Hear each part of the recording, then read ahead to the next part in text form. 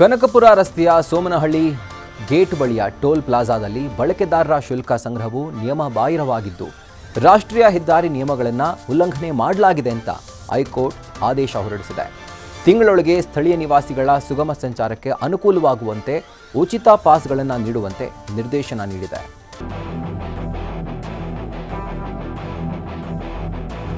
Kanakapura to Somanahalli toll ಇದು ಕಾನೂನು ಬಾಹಿರವಾಗಿರೋ toll, ರಾಷ್ಟ್ರೀಯ ಹೆದ್ದಾರಿ ನಿಯಮಗಳನ್ನ ಉಲ್ಲಂಘಿಸಿ ನಿರ್ಮಿಸಿರೋ ಟೋಲ್ ಅಂತ 2024ರಲ್ಲಿ ಸ್ಥಳೀಯ ಗ್ರಾಮಸ್ಥರು ಪ್ರಶ್ನಿಸಿ ಹೈಕೋರ್ಟ್ ಮೆಟ್ಟಿಲೇರಿದ್ರು. ಇದೀಗ ಅರ್ಜಿ ಪರಿಶೀಲಿಸಿದ ಕರ್ನಾಟಕದ ಹೈಕೋರ್ಟ್ ಗ್ರಾಮಸ್ಥರಿಗೆ ಗುಡ್ ನ್ಯೂಸ್ ಕೊಟ್ಟಿದೆ.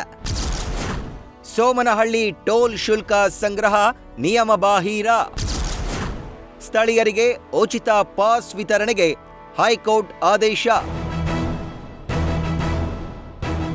ಕನಕಪುರ ರಸ್ತೆಯ ಸೋಮನಹಳ್ಳಿ ಗೇಟ್ ಬಳಿಯ ಟೋಲ್ ಪ್ಲಾಜಾದಲ್ಲಿ ಬಳಕೆದಾರರ ಶುಲ್ಕ ಸಂಗ್ರಹವು ನಿಯಮ ಬಾಹಿರವಾಗಿದ್ದು ರಾಷ್ಟ್ರೀಯ ಹೆದ್ದಾರಿ ನಿಯಮಗಳನ್ನು ಉಲ್ಲಂಘಿಸಲಾಗಿದೆ ಎಂದು ಹೈಕೋರ್ಟ್ ಆದೇಶಿಸಿದೆ. ಅಲ್ಲದೆ 1 ತಿಂಗಳೊಳಗಾಗಿ ಸ್ಥಳೀಯ ನಿವಾಸಿಗಳ ಸುಗಮ ಸಂಚಾರಕ್ಕೆ ಅನುಕೂಲವಾಗುವಂತೆ ಉಚಿತ ಪಾಸ್ಗಳನ್ನು ನೀಡುವಂತೆ ನಿರ್ದೇಶನ ನೀಡಿದೆ.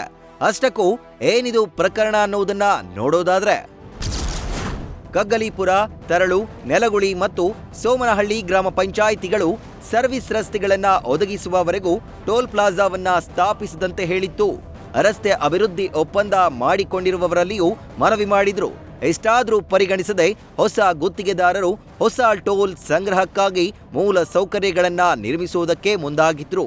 ಅದನ್ನ ಪ್ರಶ್ನಿಸಿ 2024ರಲ್ಲಿ ಗ್ರಾಮಸ್ಥರು ನ್ಯಾಯಾಲಯದ ಮೆಟ್ಟಿಲನ್ನ ಹೇರಿದ್ರು. ಅದರಂತೆ ಅರ್ಜಿದಾರರು ಜಿಬಿಎ ವ್ಯಾಪ್ತಿಗೆ ಸೋಮನಹಳ್ಳಿ ಬರೋದ್ರಿಂದ ಟೋಲ್ ಪ್ಲಾಜಾ ಅವರ ವ್ಯಾಪ್ತಿಗೆ ಬರುತ್ತೆ. ಸೋಮನಹಳ್ಳಿ ಗೇಟ್ ಬಳಿಯ ಟೋಲ್ ಪ್ಲಾಜಾ ಮತ್ತು ಮುಂದಿನ ಟೋಲ್ ಪ್ಲಾಜಾ ನಡುವಿನ ಅಂತರ ಸುಮಾರು 89 ಕಿಲೋಮೀಟರ್ಗಳಾಗಿದ್ದು, ಪರಿಣಾಮ ಇಡೀ ರಸ್ತೆಗೆ ಲೆಕ್ಕ ಹಾಕಿ ಅಧಿಕ ಟೋಲ್ ಸಂಗ್ರಹ ಮಾಡಲಾಗ್ತಾ ಇದೆ ಅಂತ ಅರ್ಜಿದಾರರು ಆರೋಪಿಸಿದ್ರು.